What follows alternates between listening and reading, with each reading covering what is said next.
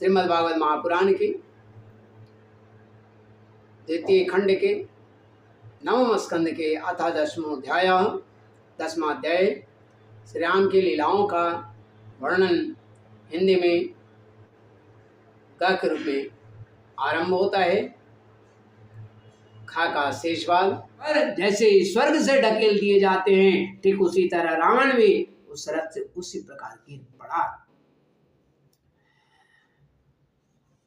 उस समय उसके परिजन हाय हाय करके चिल्लाने लगे।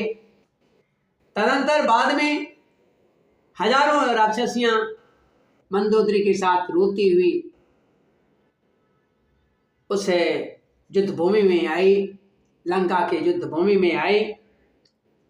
उन्होंने देखा कि उनके स्वजन संबंधी लक्ष्मण जी के बाणों से छिन्न भिन्न होकर पड़े हुए हैं। वे अपने हाथों अपनी छाती पीट पीट कर अपने सगे संबंधियों को हृदय से लगाकर पति पुत्र नाती पोते भाई भतीजे सभी को वे देख रहे थे और उन सभी को बारंबार उठा करके वे छाती से लगा करके फट कर रो रहे थे, विलाप कर रहे थे, ऊंचे स्वर से विलाप कर रहे थे। हाय हाय स्वामी, आज हम सब बेमौत मारे गई। एक दिन बाद था जब आपके भय से समस्त लोकों में त्राही त्राही मच जाता था। आज मच जाती थी। आज वह दिन आ चुका है, आ पहुंचा कि आपके न रहने से हमारे जो शत्रु हैं लंका की दुर्दशा कर रहे हैं। और यह प्रश्न भी उठ रहा है कि अब लंका किसके हाथ में रहेगा, किसके अधीन होगा। इस तरह से मंदोदरी आदि सभी राक्षसियां, सभी रानियां और भी राक्षसियां विलाप कर रहे हैं अपने अपने परिजनों को लेकर।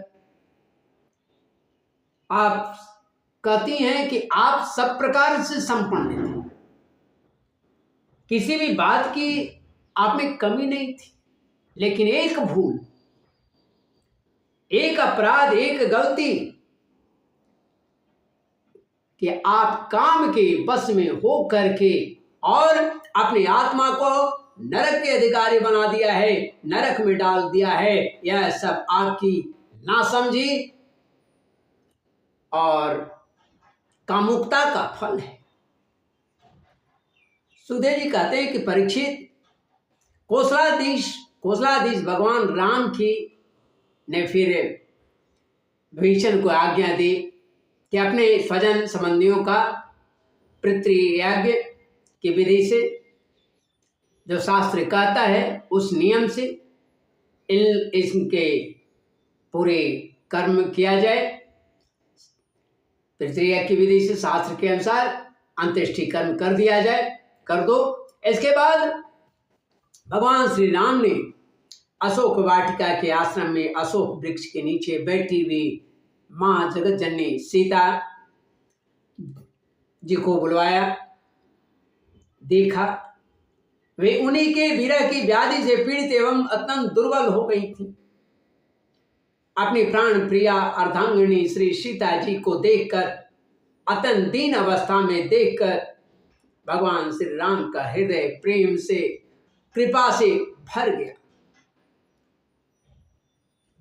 और आनंद से परिपूर्ण भी हो गया। उनका मुख कमल भी खिल गया। उन्होंने भगवान ने विभीषण को राक्षसों का स्वामित्व यानी राजा बना करके, अधिकारी बना करके लंकापुरी का राज और एक कल्प की आयु दे करके, एक कल्प की आयु दी। इसके बाद पहले सीता जी को विमान में चढ़ाया। विमान में बैठाने के बाद अपने दोनों भाई लक्ष्मण तथा अपने और लक्ष्मण, सुग्रीव एवं सेवक हनुमान जी के साथ स्वयं भी विमान पर सवार हुए। इस प्रकार 14 वर्ष का व्रत पूरा हो जाने पर उन्होंने अपने नगर की यात्रा की उस समय मार्ग में ब्रह्मा आदि लोकपाल गण उन पर फूलों की वर्षा कर रहे थे, प्रेम से पुष्पों की वर्षा कर रहे थे। इधर तो ब्रह्मा आदि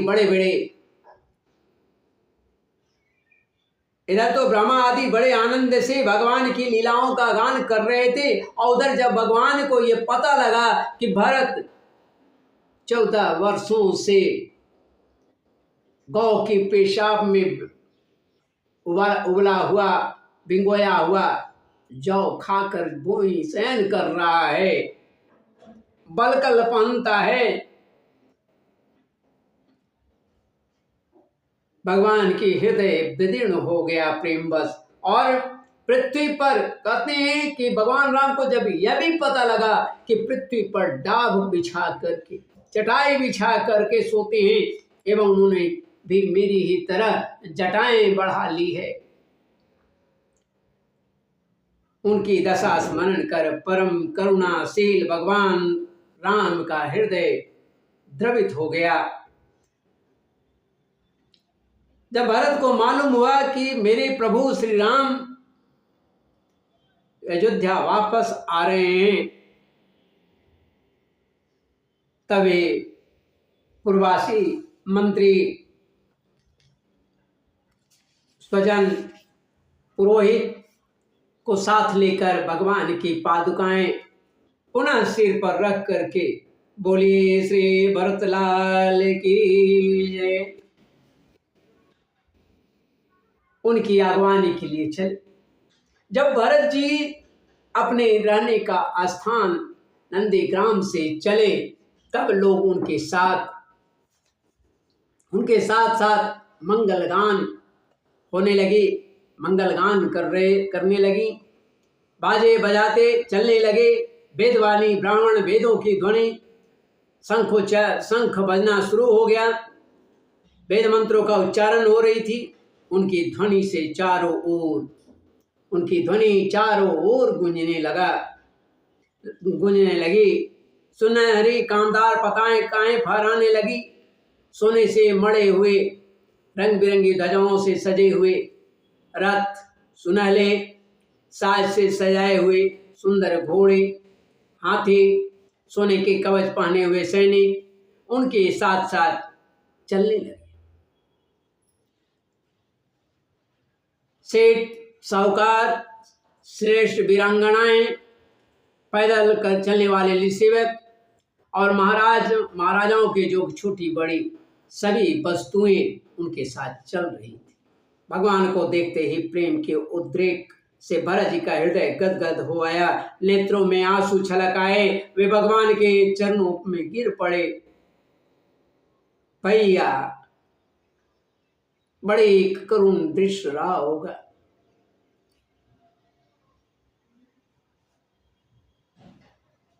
उन्होंने प्रभु के सामने उनकी पादुकाएं रख दी, चरण पकड़कर वह रोते रहे।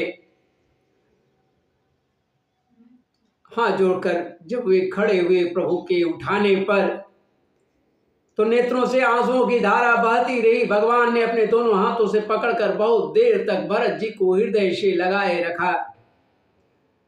भगवान के नेत्र जल से भरत जी का स्नान हो गया। इसके बाद रामो लक्ष्मण सीताभ्याम विप्रेभ्यो सत्तमा तेभ्यः स्वयं नमश्चक्रे प्रजाभिश्च नमस्कृतः धन्वन्तः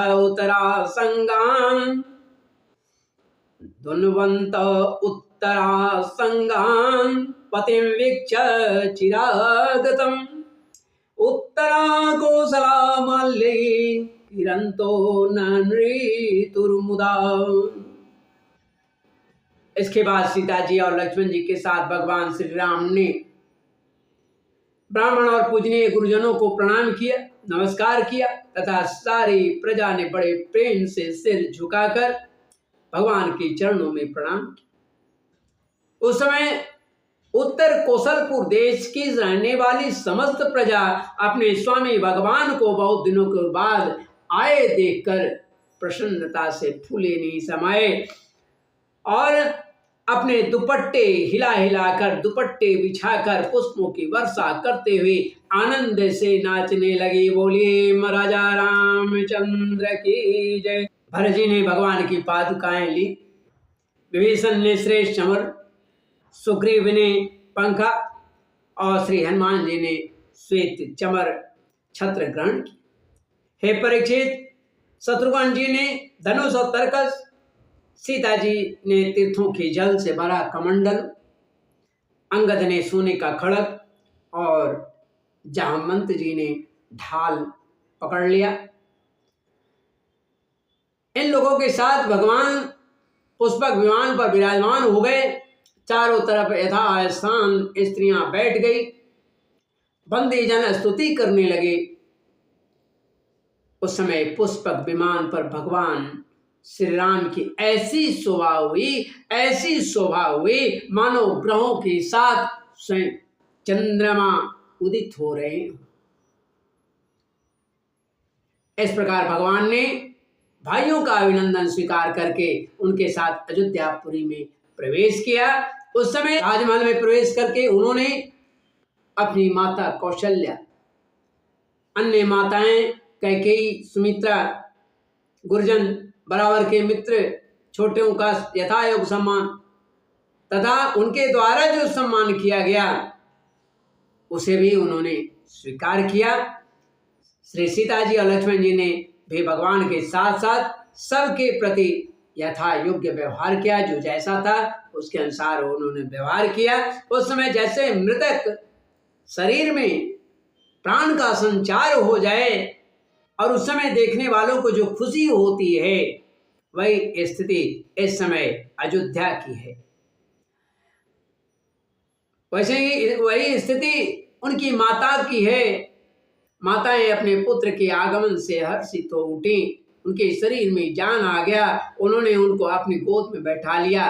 कहा तो रामायण में यहाँ तक जाता है कि माता कौशल्या के स्तन से दूध प्रवाहित होने लगा था, प्रेम से व्याकुल हो गया।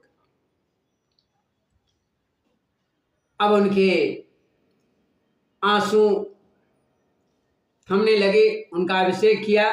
उस समय उनका जब अभिषेक हुआ तो सभी का संकट, सभी का शोक समाप्त हो गया। इसके बाद वशिष्ठ जी ने दूसरे गुरुओं के साथ विधि पूर्वक भगवान की जटा कटवाई, जटा उतरवा दी। बृहस्पति जी जैसे इंद्र का अभिषेक किया था, वैसे ही चारों समुद्रों के जल आदि से भगवान श्री राम का अभिषेक हुआ। इस प्रकार सिर से स्नान करके भगवान श्री राम ने सुंदर वस्त्र, बनमाला, पुष्पमाला और अलंकार धारण की, सभी तरह के आभूषण धारण की।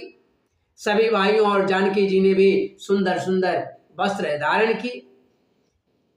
उसके साथ भगवान श्री राम जी अत्यंत शोभायमान हुए।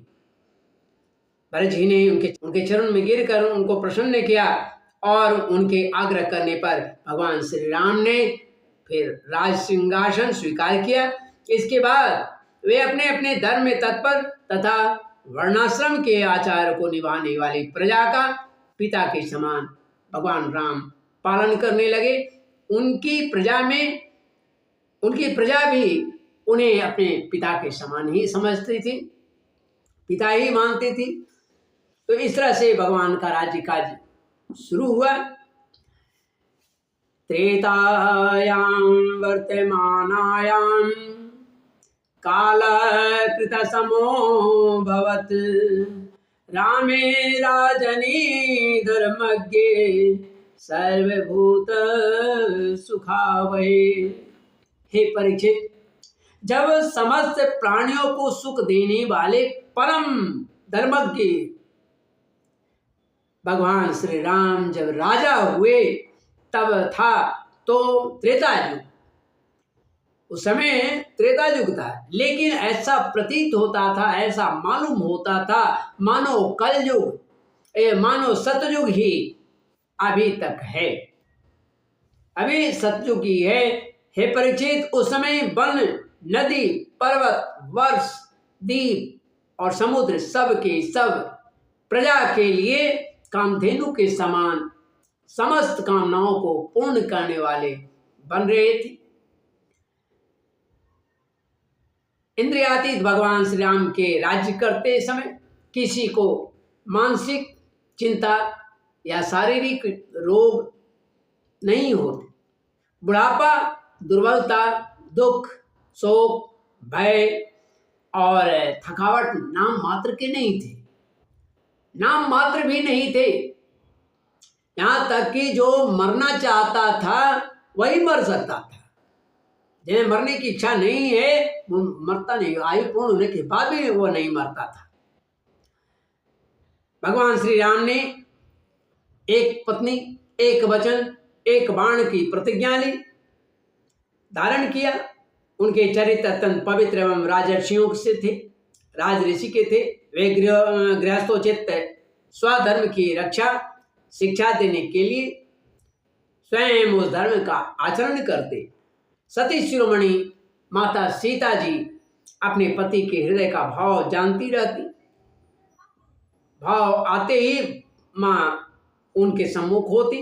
वे प्रेम से, सेवा से, शील से, अत्यंत विनय से तथा अपनी बुद्धि और लज्जा आदि गुणों से अपने पति भगवान श्री राम का चित्त निरंतर चुराती रहती थी। बोलिए माँ जगतजननी सीता मैया की जय, राजा रामचंद्र की जय। इस प्रकार यहाँ पर श्रीमद् भागवत महापुराण के द्वितीय खंड के नवम स्कंद के अथा 10वां अध्याय भगवान राम की लीलाओं का वर्णन हिंदी में गा के रूप में यहाँ समाप्त होता है। इसका विषय है भगवान श्री राम के लीलाओं का वर्णन। त्रुटियों के लिए क्षमा करेंगे। श्रीमन्नारायण नारायण नारायण गोविंद नारायण नारायण नारायण माधव नारायण नारायण नारायण श्रीमन्नारायण नारायण नारायण। राम राघव राम राघव राम राघव रक्ष मां। कृष्ण केशव कृष्ण केशव कृष्ण केशव पाहि मां।